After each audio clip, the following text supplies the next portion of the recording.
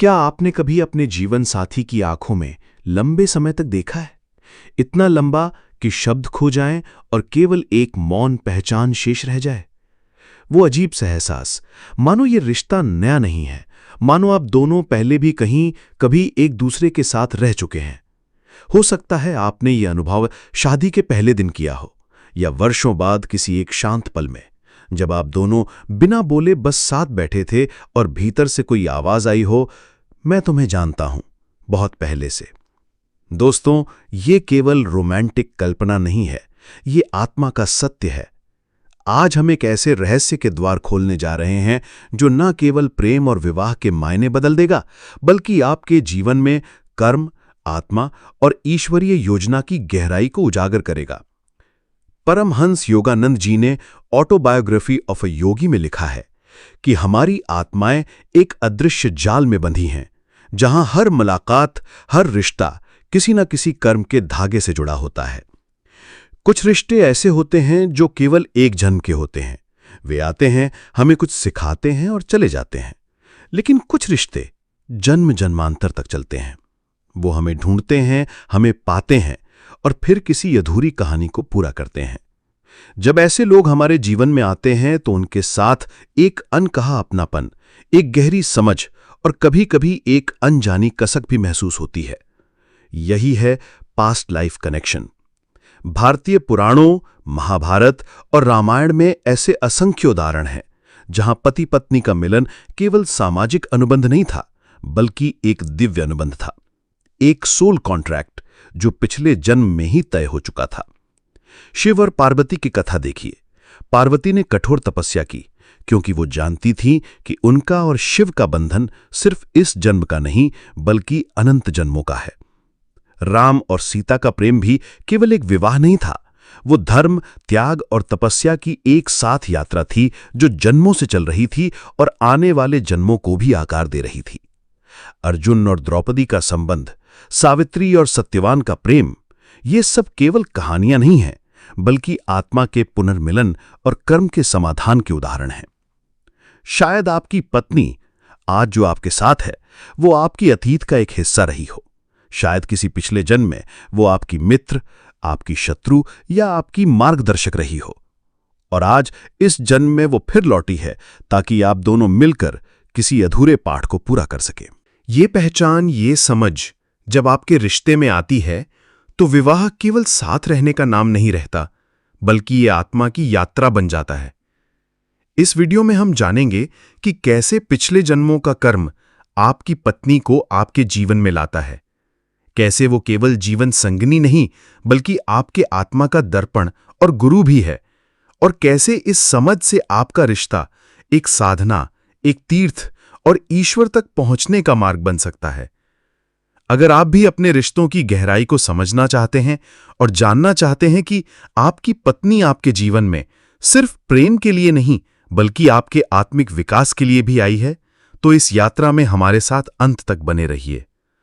अगर आप आध्यात्मिक जीवन, कर्म और रिश्तों की इस रहस्य को गहराई से समझना चाहते हैं तो चैनल को सब्सक्राइब कीजिए ताकि आपको हर नया वीडियो तुरंत मिले। आपका एक क्लिक शायद आपके जीवन के सबसे गहरे सवाल का उत्तर ला सकता है। और अब आइए अगले भाग में चलते हैं, जहां हम समझेंगे कर्म और पुनर्जन्म का वो अदृश्य नियम जो आपके रिश्तों की डोर बुनता है। परमहंस योगानंद जी बताते हैं कि आज का जीवन कल के कर्मों से बना है और आज के कर्म कल का जीवन रच रहे हैं। इसका अर्थ ये नहीं कि सब कुछ पूर्व निश्चित है और हमारे पास कोई विकल्प नहीं, बल्कि इसका अर्थ है कि जीवन कारण परिणाम का एक जीवित प्रवाह है जिसमें हर क्षण जागरूकता के साथ हम दिशा बदल सकते हैं। कर्म भाग्य की बेड़ियां नहीं, सीख और विकास के अवसर हैं। अब कर्म को थोड़ा व्यवस्थित समझें। भारतीय दर्शन 3 स्तरों में कर्म की व्याख्या करता है। पहला, संचित कर्म, बीते जन्मों और इस जन्म तक के संचित प्रभाव, मानो बीजों का विशाल भंडार। दूसरा, प्रारब्ध कर्म, उसी भंडार से चुना गया वो हिस्सा जो इस जीवन में फल देने के लिए पका है। यही हमारी वर्तमान परिस्थितियां, जन्म, परिवार, जीवन साथी से मिलन तक को आकार देता है। तीसरा, क्रियमाण कर्म, जो हम इस क्षण कर रहे हैं, यही हमारी स्वतंत्रता है। यहीं से हम भविष्य के बीच बदलते हैं। यही वजह है कि जीवन साथी अक्सर हमारे प्रारब्ध कर्म का हिस्सा बनकर आता है। कभी सहारा, कभी दर्पण, कभी परीक्षा, और कई बार तीनों एक साथ। अब उस मूल सिद्धांत पर लौटें जो आप बरसों से सुनते आए हैं कि जैसा बोओगे वैसा काटोगे। कई बार फल तुरंत मिलता है, मुस्कान के बदले मुस्कान, पर कई बार परिणाम समय लेकर, जम लेकर लौटता है।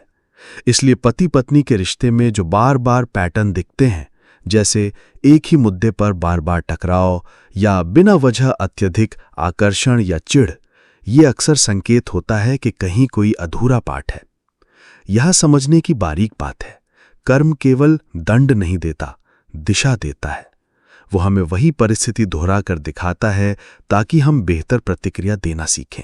जैसे जैसे प्रतिक्रिया बदलती है, वैसा वैसा कर्म की धार मृदु होती जाती है। जैसे मनुष्य पुराने वस्त्र छोड़कर नए धारण करता है, वैसे ही आत्मा पुराने शरीर को त्याग कर नए शरीर को धारण करती है। हमें आत्मा की निरंतरता याद दिलाता है। वस्त्र बदलते हैं पर पहनने वाला वही रहता है। शरीर बदलते हैं पर चेतना की निरंतरता बनी रहती है। इसी निरंतरता में रिलेशनशिप्स के धागे भी चलते रहते हैं, कभी ढीले, कभी कसकर, पर कहीं ना कहीं जोड़ बने रहते हैं। जब आप ये स्वीकार करते हैं कि आत्मा का प्रवाह जन्मों से गुजरता है, तब जीवन साथी का मिलना केवल लाइफ इवेंट नहीं, ईश्वरीय समय सारणी का हिस्सा लगता है। ठीक उसी समय जब आपके भीतर वो सीख पक चुकी होती है जिसे आप जीकर पूरा करना है।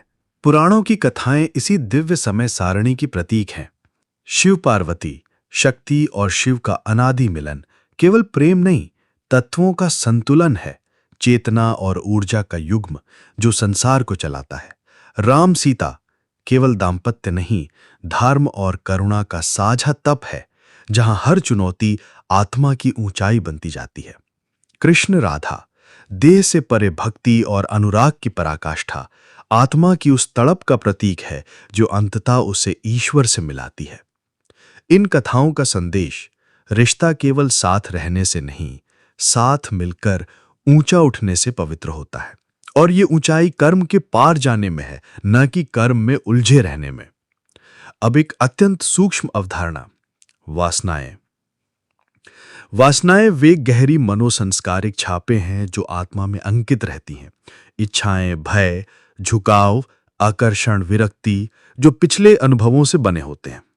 यही वासनाएं तय करती हैं कि हम किस से खींचेंगे, किस से बचेंगे, किस बात पर तुरंत चिड़चिड़े हो जाएंगे या किस बात पर सहज द्रवित हो जाएंगे। पति पत्नी के स्तर पर जब आप किसी बात पर अनुपातहीन प्रतिक्रिया देते हैं, बहुत छोटी बात पर बहुत बड़ी चोट या बहुत साधारण गुण पर असाधारण आकर्षण, तो ये संकेत हो सकता है कि वासनाओं की पुरानी फाइल खुल गई है। इसका अर्थ ये नहीं कि सामने वाला गलत है, बल्कि ये कि आपकी आत्मा तैयार है उस छाप को देखने, समझने और रूपांतरित करने के लिए। यहां एक महत्वपूर्ण संतुलन, कर्म का विज्ञान हमें जिम्मेदारी सिखाता है, आत्मदोष नहीं। सब कुछ कर्म है, इसलिए मैं कुछ बदल नहीं सकता, ये दृष्टि आध्यात्मिक नहीं, निष्क्रिय बना देती है। योगानंद की शिक्षा कहती है, कर्म की स्थिति में भी कृपा का द्वार खुला रहता है। ध्यान, जप, सत्यनिष्ठ कर्म, क्षमा, सेवा, ये सब कृपा की वर्षा बुलाते हैं और वासनाओं की पकड़ ढीली करते हैं।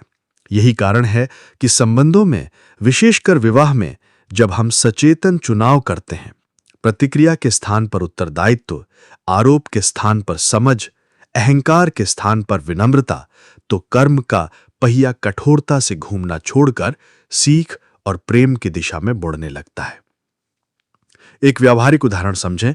मान लीजिए आपकी पत्नी समय पर बात स्पष्ट ना होने पर निराश हो जाती है और आप तुरंत रक्षणात्मक होते हैं। वही वाद विवाद, वही पुराने तंज।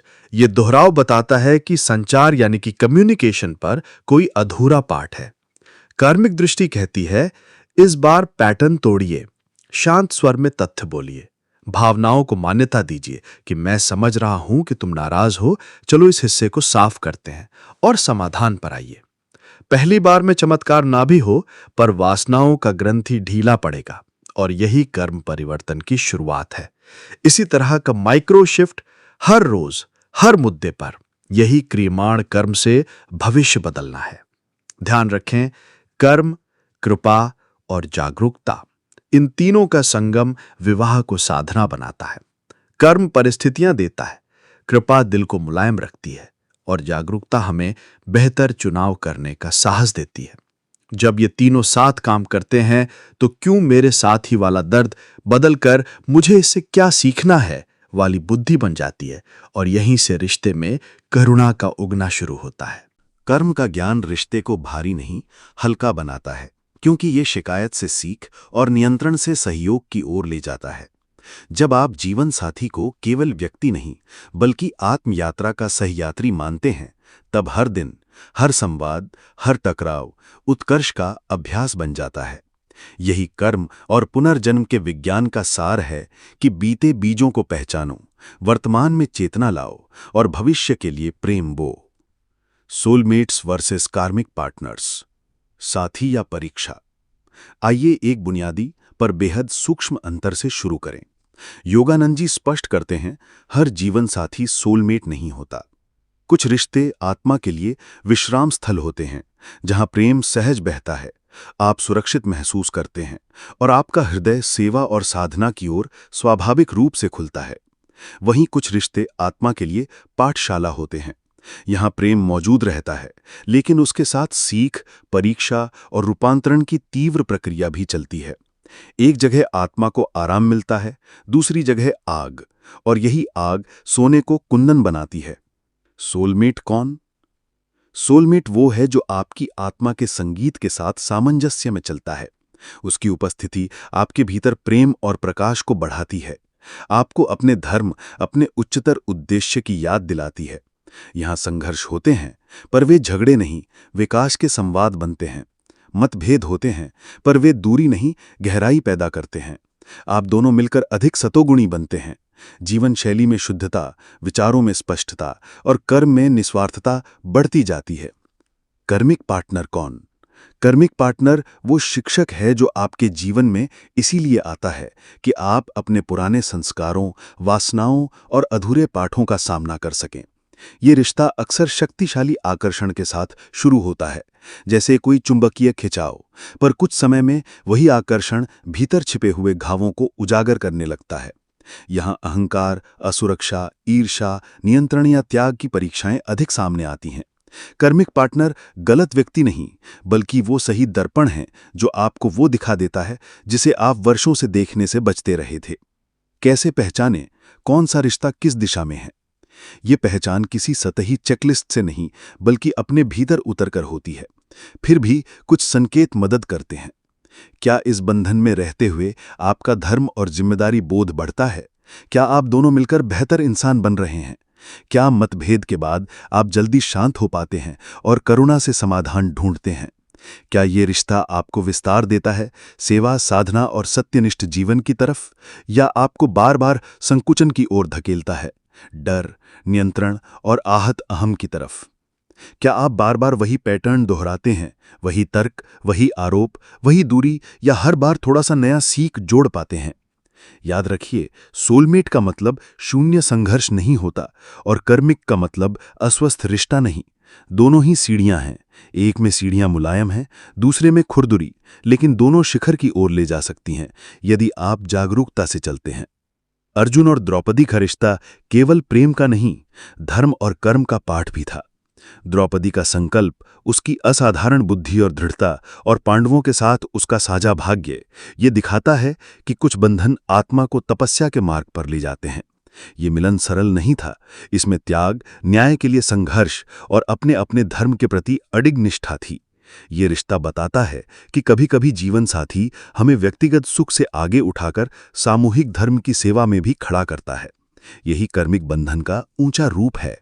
ऊर्जात्मक यांत्रिकी, क्यों कुछ रिश्ते कठोर और कुछ सहज लगते हैं? वासनाएं, पिछले जन्मों की मनोछापें हमारी प्रतिक्रियाओं का स्वर तय करती हैं। यदि आपके भीतर असुरक्षा का संस्कार प्रबल है, तो आपका कार्मिक पार्टनर अनजाने में ऐसे प्रसंग खड़े कर देगा जहां आपको आत्मविश्वास सीखना होगा। यदि आपके भीतर नियंत्रण की प्रवृत्ति है तो जीवन आपको ऐसा साथी देगा जो आपको विश्वास और छोड़ना, लेटिंग गो सिखाए।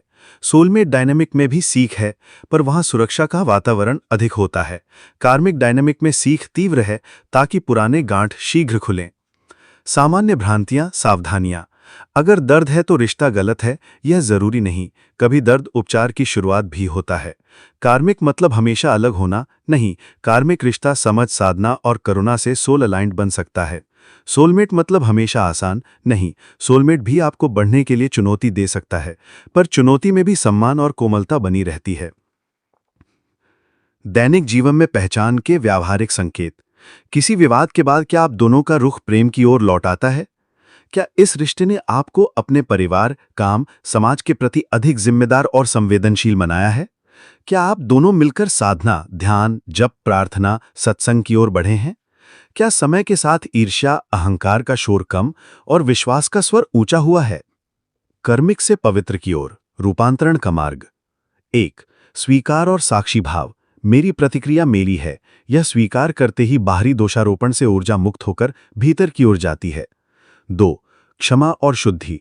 रोज की छोटी छोटी क्षमाएं पुराने संस्कारों को ढीला करती हैं। सरल प्रार्थना जो भी हमारी आत्माओं के बीच कठोर है, ईश्वर उसे कोमल करे, अद्भुत काम करती है। 3. सत्य, अहिंसा, संचार। आरोप की भाषा नहीं, भावनाओं को मान्यता देकर तथ्य स्पष्ट करना। मैं से कहें, मुझे ऐसा महसूस हुआ, ताकि संवाद रक्षा कवच के बिना हो सके। 4. साझी साधना। प्रतिदिन 10-15 मिनट साथ बैठकर ध्यान, जब सप्ताह में एक दिन सेवा, किसी जरूरतमंद की मदद। यह दोनों की ऊर्जा को मैं तुमसे हम सेवा में बदल देता है। 5. धर्म सम्मत सीमाएं। आध्यात्मिकता का अर्थ सहना नहीं, सही सीमा बनाना भी है। जहां अपमान, हिंसा या शोषण हो, वहां धर्म कहता है पहले सुरक्षा, फिर समाधान। कर्म कभी भी आपको अधर्म स्वीकारने के लिए बाध्य नहीं करता। राजा नल का भाग्य पलटा, राज्य गया तब आया, पर दमयंती की स्थिरता और बुद्धि ने उस परीक्षा को साधना बना दिया। जब साथी धैर्य, विश्वास और विवेक से साथ खड़ा होता है तो कार्मिक आंधी भी दिशा बदल देती है। यह कथा याद दिलाती है, रिश्ता तभी उन्नत होता है जब दोनों अपने अपने धर्म में दृढ़ रहते हैं और एक दूसरे की आत्मा का मान रखते हैं। क्या कार्मिक को सोल अलाइंड बनाया जा सकता है? हाँ, यदि दोनों सीखने के लिए तैयार हों। लक्ष्य लेबल बदलने नहीं, आचरण बदलना है। जैसे जैसे आप प्रतिक्रिया से उत्तरदायित्व, नियंत्रण से भरोसा और अहंग से विनय की ओर शिफ्ट करते हैं, रिश्ता अपने आप सात्विक बनता जाता है। समय के साथ जो बंधन कभी भारी लगता था, वही कृपा का माध्यम बन सकता है। सोलमेट और कार्मिक दोनों ही ईश्वर के उपकरण हैं। एक आपको सहारा देकर उठाता है, दूसरा आपको तपाकर चमकाता है। यदि आप जागरूकता, करुणा और साधना के साथ चलें तो कोई भी रिश्ता आपको ईश्वर के निकट ला सकता है। यही योगानंद की शिक्षा का सार है। प्रेम को साधना बनाइए, साधना को प्रेम बनाइए। तभी रिश्ता सिर्फ साथ रहना नहीं, साथ मिलकर ऊपर उठना बन जाता है। अब जब ये भेद और पुल दोनों साफ हो गए, आगे बढ़ते हैं उस व्यावहारिक प्रश्न की ओर। पुराने जन्म के कर्म को इसी जीवन में कैसे सुलझाएं? रिजॉल्विंग पास्ट लाइफ कर्मा, पुराने बंधनों का समाधान। योगानंद जी का मार्गदर्शन यही है कि कर्म घुलता कैसे है, प्रेम, क्षमा और जागरूकता से। ये वाक्य सुनने में सरल है, पर इसका अभ्यास जीवन बदल देता है। कर्म कोई दंड प्रणाली नहीं, यह सीख की अर्थव्यवस्था है। जितनी जल्दी हम सीख लेते हैं, उतनी जल्दी पुरानी फाइल बंद हो जाती है। और विवाह, विशेषकर पत्नी के साथ, वो स्थान है जहां ये सीख हर दिन नरमी और कभी-कभी तीखापन दोनों रूपों में आती है। 1. अधूरा ऋण समझना। क्यों वही बात बार बार होती है? अगर पिछले जन्मों में आपने किसी को दुख दिया, उम्मीद अधूरी छोड़ी या कोई वचन नहीं निभाया, तो वही आत्मा इस जन्म में किसी नए संबंध रूप में लौट सकती है। कभी जीवन संगिनी बनकर, कभी उसके परिवार के रूप में, ताकि पुरानी ऊर्जा संतुलित हो। इसे पहचानने का व्यावहारिक तरीका है पैटर्न जर्नल। 1 हफ्ते तक नोट कीजिए, कौन सी बातें आप दोनों को बार बार ट्रिगर कर देती हैं? किस शब्द या टोन पर रक्षात्मकता बढ़ती है? किस समय या परिस्थिति में संवाद बिगड़ता है? जब पैटर्न दिख जाए तो समझिए यही अधूरा पाठ है। जागरूकता पहला उपचार है। जो दिख गया वो आधा घुल गया। 2.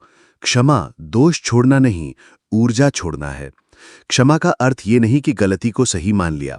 क्षमा का अर्थ है अपने हृदय से विष निकाल देना।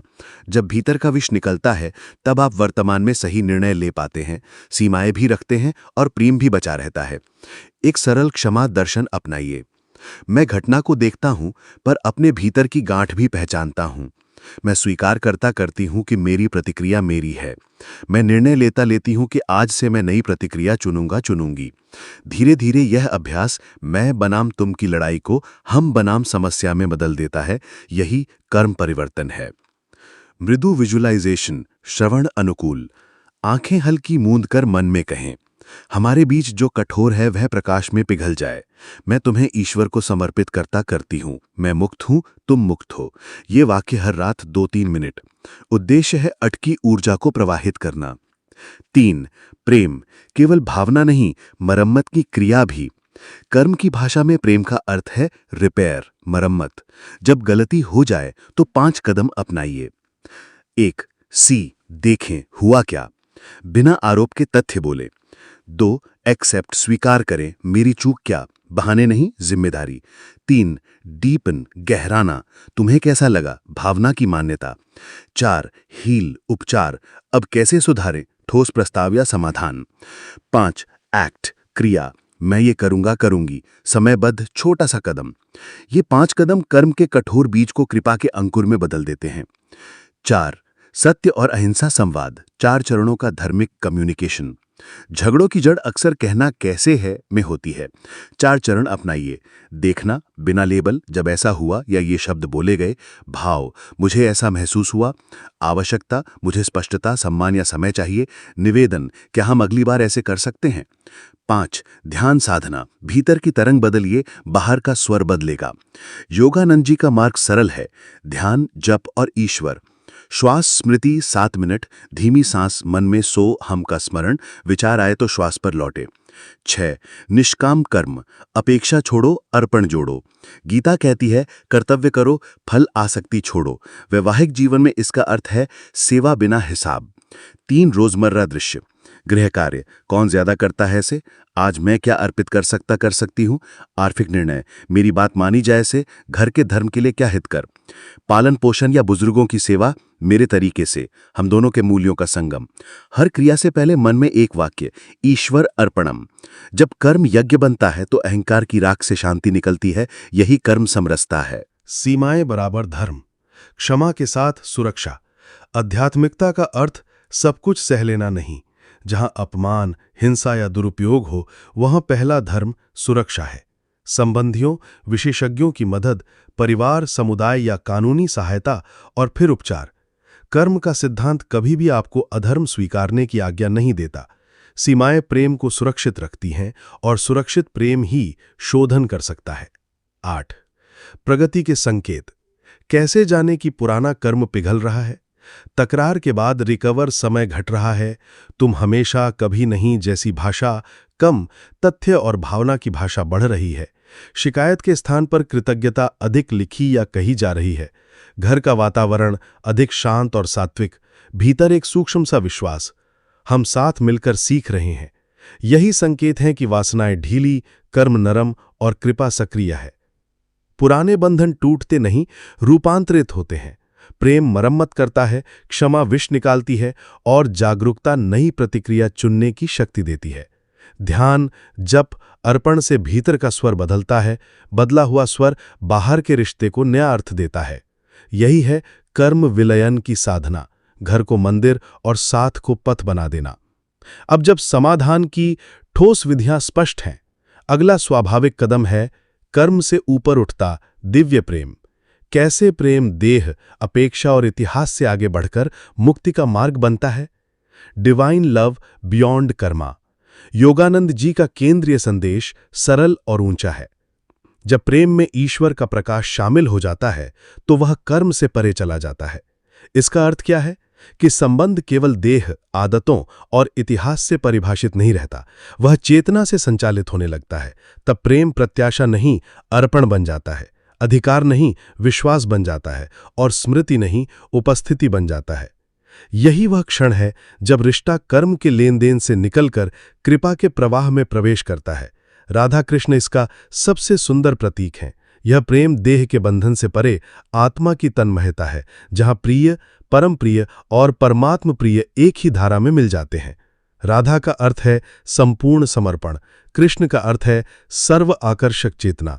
जब वैवाहिक प्रेम इस प्रतीक की छाया भी पकड़ ले तो घर मंदिर बन जाता है और दिनचर्या पूजा। वहां मतभेद भी माधुर्य सिखाते हैं और दूरी भी दर्शन बन जाती है, क्योंकि प्रेम का केंद्र मैं तुम नहीं, हम ईश्वर हो जाता है। अब प्रश्न है, व्यवहारिक जीवन इस ऊंचाई तक व्यवहारिक रूप से कैसे पहुंचे? तो 3 आंतरिक शिफ्ट, एक्सपेक्टेशन से डिवोशन, कंट्रोल से ट्रस्ट और मेमोरी से प्रेजेंस। एक्सपेक्टेशन से डिवोशन, तुम मेरे लिए क्या करोगे, से मैं ईश्वर के लिए तुम्हारे माध्यम से क्या अर्पित कर सकती हूं पर शिफ्ट। ये एक वाक्य रोज मन में दोहराएं कि आज मेरा प्रेम अर्पण है, सौदा नहीं। दूसरा, कंट्रोल से ट्रस्ट, नियंत्रण का आग्रह प्रेम को सिकोड़ देता है, विश्वास प्रेम को विस्तार देता है। छोटे कदम, निर्णयों में साझेदारी, समय पर सूचना और मेरी बात के साथ तुम्हारा दृष्टिकोण सुनना। जहां विश्वास है वहीं कृपा उतरती है। तीसरा है मेमोरी से प्रेजेंस, पुराने हिसाब किताब रिश्ते को भारी बनाते हैं। दिव्य प्रेम वर्तमान क्षण में जीना सीखता है कि अभी मैं प्रेम कैसे चुनूं। ये प्रश्न हर कठिन वार्ता से पहले धीरे से पूछ लें। अब दूसरा है दिव्य प्रेम की 5 पहचान। दया और गरिमा, असहमति में भी शब्दों की मर्यादा बनी रहती है, व्यक्ति नहीं मुद्दे पर बात होती है। सहसाधना, साथ बैठकर मौन, ध्यान या जप, ऊर्जा एक स्वर में ट्यून हो जाती है। सेवा का भाव, घर परिवार के निर्णय किसका चल रहा है से नहीं, धर्म क्या कहता है से तय होते हैं। कृतज्ञता की आदत, प्रतिदिन एक वाक्य, आज मैंने तुम में ये सुंदरता देखी। ये वाक्य घर का भाव क्षेत्र बदल देता है। क्षमा का स्वभाव, गलती होने पर मरम्मत जल्दी, माफी मांगना और व्यवहारिक सुधार का छोटा सा संकल्प। तीसरा है दंपत्ति भक्ति साधना, हृदय स्मरण, आंखें हल्की बंद, मन में दोहराएं, तुम ईश्वर की ज्योति हो, तुम्हें शांति मिले। ये वाक्य एक दूसरे के लिए। जप, राम नाम या ओम नमः शिवाय अथवा हरे कृष्ण, जो सहज लगे। गति धीमी, स्वर कोमल, उद्देश्य संख्या नहीं, एक तानता है। मौन उपस्थिति, बिना बोले साथ बैठना, ये साइलेंट कम्युनिकेशन अहम को मुलायम करता है। आशीर्वाद समर्पण, अंत में मन में कहें, हमारा प्रेम ईश्वर को अर्पित है, आज का दिन कृपा में बीते। ये क्रम नियमित होने पर संबंध की तरंग सात्विक हो जाती है। क्रोध का उफान घटता है, सुनना गहरा होता है और छोटे मतभेद जल्दी रिजॉल्व होते हैं। चरण 4 है पॉज, प्रे, प्रैक्टिस। कठिन क्षणों के लिए सूफियाना औजार। पॉज, थोड़ा ठहरें, एक श्वास गहरी, मन में अभी प्रतिक्रिया नहीं, उत्तर चाहिए। प्रे, छोटी प्रार्थना, हे ईश्वर मेरे शब्दों में कृपा रखो। प्रैक्टिस मतलब व्यवहार, दृष्ट भाव, आवश्यकता, निवेदन शैली से बात। ये 3 कदम कर्म की तीव्रता को कृपा के चैनल में बदल देते हैं। इसी क्षण प्रेम कर्म से ऊपर उठता है। 5. मीरा, अंडाल और सीता, 3 स्तरण आदर्श। मीरा ने समाज की सीमाओं को पार कर प्रेम को अद्वितीय समर्पण में बदला। संदेश, जब प्रेम ईश्वर केंद्रित हो तो बाधाएं पथ बन जाती हैं। अंडाल, तमिल भक्ति परंपरा, बचपन से ईश्वर विवाह का स्वप्न। संकेत, प्रेम जब व्रत बनता है तब जीवन की दिशा स्पष्ट रहती है। सीता, विपत्ति में भी गरिमा, सत्य और धर्म का साथ। शिक्षा, दिव्य प्रेम साहस और शुचिता से पुष्ट होता है, केवल भावना से नहीं। इन आदर्शों की छाया वैवाहिक जीवन में ये याद दिलाती है कि प्रेम का उन्नत रूप साहस, सत्य और समर्पण का त्रिवेणी है। 6. शरीर मन से चेतना तक प्रेम की सीढ़ियां। शरीर केंद्रित, सुविधा, आकर्षण, आदत। यहां प्रेम आसानी से रूटीन बन जाता है। मन केंद्रित, विचार, संवाद, साझा मूल्य। यहां प्रेम परिपक्व होने लगता है। चेतना केंद्रित, ईश्वर स्मरण, सेवा, साधना। यहां प्रेम अहम से मुक्त होकर कृपा का माध्यम बनता है। वैवाहिक प्रेम का लक्ष्य तीसरी सीढ़ी है, जहां हम ईश्वर के हाथों में एक सेवा युग्म बनते हैं। 7. दिव्य प्रतिज्ञा, रोज का सूक्ष्म व्रत। सुबह एक वाक्य, आज मैं तुम्हें ईश्वर को पहचानूंगा या पहचानूंगी, मेरा प्रेम अर्पण है। रात एक वाक्य, आज जो कठोर था उसे प्रकाश को सौंपता हूं या सौंपती हूं, हम दोनों कृपा में सुरक्षित हैं। ये दो वाक्य दिन को प्रेम लय में बांध देते हैं। यही योगानंद के कहे प्रकाशित प्रेम का प्रारंभिक अभ्यास है। जब प्रेम में ईश्वर का प्रकाश जुड़ता है तो संबंध लेन देन नहीं रहता, वो ले दे ईश्वर बन जाता है। हम प्रेम देते हैं, ईश्वर भीतर शांति देता है। हम गलती स्वीकारते हैं, ईश्वर संबंध बचा लेता है। हम अर्पण करते हैं, ईश्वर उन्नति देता है। तब वैवाहिक बंधन केवल कर्म का चक्र नहीं, मोक्ष का मार्ग बन जाता है, जहां दो लोग मिलकर मैं और तुम से हम और वह तक की यात्रा पूरी करते हैं। आज की पूरी यात्रा का सार यही है कि पति पत्नी का संबंध केवल इस जन्म का प्रकरण नहीं, ये अक्सर अधूरे वादों, अधूरे पाठों और करुणामय कृपा की लंबी श्रृंखला है। जब हम जीवन को सिर्फ घटनाओं का जोड़ नहीं बल्कि आत्मा की निरंतरता मानते हैं, तब रिश्ता एकदम नए प्रकाश में दिखता है। हम समझते हैं कि कुछ मिलन सुख देने के लिए आते हैं, कुछ मिलन जगाने के लिए आते हैं, और कुछ ऐसे होते हैं जो दोनों काम एक साथ करते हैं। वे हमें प्रेम भी देते हैं और ऊंचा उठने का साहस भी। अब इन 3 सूत्रों को गहराई से महसूस कीजिए। अधूरा वादा, परीक्षा, कृपा। अधूरा वादा, कई बार हृदय के भीतर कोई अनकहा वचन धड़कता है कि इस बार हम बेहतर ढंग से साथ निभाएंगे, इस बार हम समझेंगे, सहेजेंगे, पूर्ण करेंगे। यही अधूरे वादे इस जन्म में समर्पित कर्म के अवसर बनते हैं। परीक्षा, हर परीक्षा दंड नहीं, दिशा है। असहमतियां, अलग स्वभाव, जीवन की चुनौतियां, ये सब हमारी आत्मा की मांसपेशियां बनाते हैं। धैर्य, करुणा, विवेक, संयम। कृपा, जब हम सीख लेने को तैयार होते हैं, वही कठोर परिस्थितियां मुलायम राह बन जाती हैं। किसी शाम एक सरल धन्यवाद या मेरी गलती थी कह देना ऐसे द्वार खोल देता है जिन तक वर्षों में भी हम नहीं पहुंच पाए थे। यही है कृपा, शांत पर प्रभावशाली। अब उस वाक्य पर लौटें जो पूरी साधना का केंद्र है। प्रेम में जागरूकता जोड़ दीजिए और आपका विवाह साधना बन जाएगा। जागरूकता का अर्थ क्या? स्वदर्शन। मेरी प्रतिक्रिया मेरी है, मैं उसे देख सकता हूं और बदल सकता हूं। प्रयोजन, अभी मैं क्या सीख रहा हूं?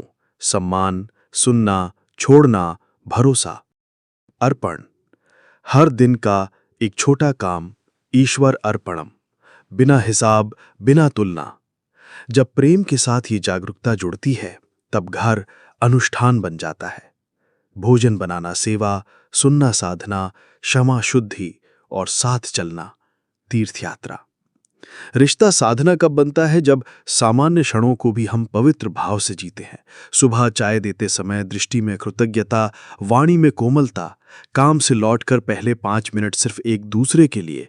मतभेद आए तो कहानी नहीं बढ़ानी, बस तथ्य, भाव, आवश्यकता, निवेदन से बात करना। यही सूक्ष्म अभ्यास कर्म के खुरदुरे पत्थर को कृपा के शिवलिंग में रूपांतरित कर देता है। दैनिक स्पर्श से प्रेम और चिकना होता जाता है। अब आत्मिक निष्कर्ष, रिश्ता जीत हार का मैदान नहीं, वृद्धि का बगीचा है। हम जितना पानी, धूप और खाद देंगे, उतना ये बगीचा फलता जाएगा। और हाँ, कभी कभी छटाई भी करनी पड़ती है। पुरानी आदतें, तिक्त वाक्य, अनावश्यक तकरार, उन्हें प्रेम से काटना पड़ता है ताकि नई कोमल कोमलें उग सकें। आइए आज की समझ को आत्मिक प्रतिज्ञा में ढालते हैं ताकि ये ज्ञान केवल विचार नहीं, दैनिक अनुभव बन जाए। सकारात्मक पुष्टि, धीरे धीरे मन में स्पष्ट उच्चारण के साथ कहें, मैं अपने जीवन साथी में ईश्वर का स्वरूप देखती हूं। हमारा साथ केवल इस जन्म का नहीं बल्कि आत्मा की अनंत यात्रा का हिस्सा है। हम प्रेम, क्षमा और जागरूकता के साथ मोक्ष की ओर अग्रसर हैं। अब इस मुख्य पुष्टि के इर्द गिर्द कुछ सहायक वाक्य जोड़ें जिन्हें आप दिन भर याद रख सकें। आज मेरा प्रेम अर्पण है, सौदा नहीं। मेरी प्रतिक्रिया मेरी साधना है, मैं कोमल उत्तर चुनती हूं। हम दोनों प्रकाश के पथिक हैं। आज मैं तुम में वही प्रकाश पहचानूंगी। जो कठोर है उसे प्रकाश को सौंपती हूं। हम कृपा में सुरक्षित हैं। इन प्रतिज्ञाओं का अभ्यास कब और कैसे करें? सुबह उठते ही 60 से 90 सेकंड दिन का स्वर सेट हो जाएगा। रात सोने से पहले साथ एक एक कृतज्ञता, आज मैं तुम में ये सौंदर्य देख पाई, और फिर मुख्य एफर्मेशन। निरंतरता संख्या से बड़ी है, भाव शुद्ध हो तो 2 पंक्तियां भी पर्याप्त हैं। और अंत में हृदय का आशीर्वाद। हे ईश्वर, हमारे घर को सीख का स्थल, शांति का आंगन और प्रेम का मंदिर बना दीजिए। हमारी वाणी को कोमल, दृष्टि को करुणामय और कदमों को धर्ममय रखिए। जो बीता उसे प्रकाश में विलीन होने दीजिए, जो आए उसे कृपा में खिलने दीजिए, और जो है उसमें आपकी उपस्थिति महसूस होने दीजिए। यही वो बिंदु है जहां विवाह कर्म का चक्र नहीं, मोक्ष का मार्ग बन जाता है। 2 लोग एक दूसरे का हाथ थामे मैं और तुम से हम और वह तक की यात्रा पूरी करते हैं। यही आपकी कहानी भी बन सकती है। आज से, अभी से, इस सरल संकल्प के साथ कि मेरी हर प्रतिक्रिया मेरी साधना है और मेरा हर दिन हमारी मुक्ति की सीढ़ी। यदि ये संदेश आपके हृदय को छू गया हो तो उसे अपने जीवन में जी कर दिखाइए। यही सच्चा प्रसाद है। अगला अध्याय शुरू करने के लिए आप अभी तैयार हैं। कल की पहली मुलाकात आज की पहली मुस्कान से शुरू होती है।